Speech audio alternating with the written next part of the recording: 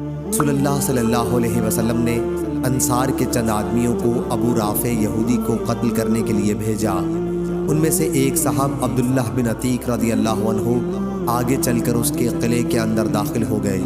انہوں نے بیان کیا کہ اندر جانے کے بعد میں اس مکان میں گھس گیا جہاں ان کے جانور بندھا کرتے تھے۔ بیان کیا انہوں نے قلعے کا دروازہ بند کر لیا، لیکن اتفاق کہ ان کا ایک گدھا ان کے مویشیوں میں سے گم تھا، اس لیے وہ اسے تلاش کرنے کے لیے باہر نکلے، اس خیال سے کہ کہیں پکڑا نہ جاؤں۔ نکلنے والوں کے ساتھ میں بھی باہر آ گیا تاکہ ان پر یہ ظاہر کر دوں کہ میں بھی تلاش کرنے والوں میں شامل ہوں۔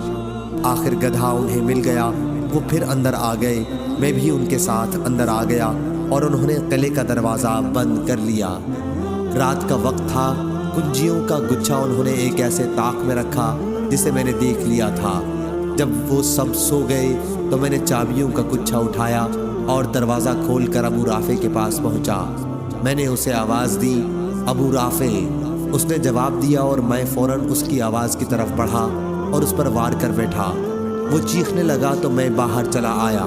اس کے پاس سے واپس آ کر میں پھر اس کے کمرے میں داخل ہوا، گویا میں اس کی مدد کو پہنچا تھا۔ میں نے پھر آواز بدل لی تھی۔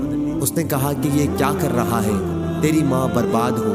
میں نے پوچھا کیا بات پیش آئی؟ وہ کہنے لگا نامعلوم کون شخص میرے کمرے میں آ گیا اور مجھ پر حملہ کر بیٹھا ہے۔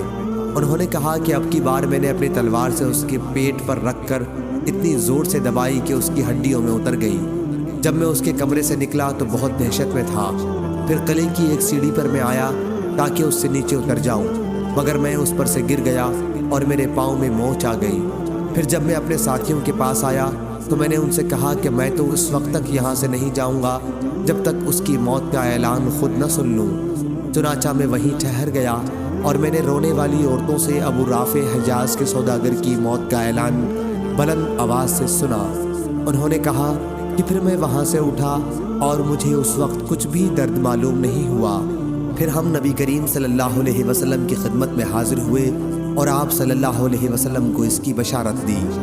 صحیح بخاری حدیث نمبر 3022۔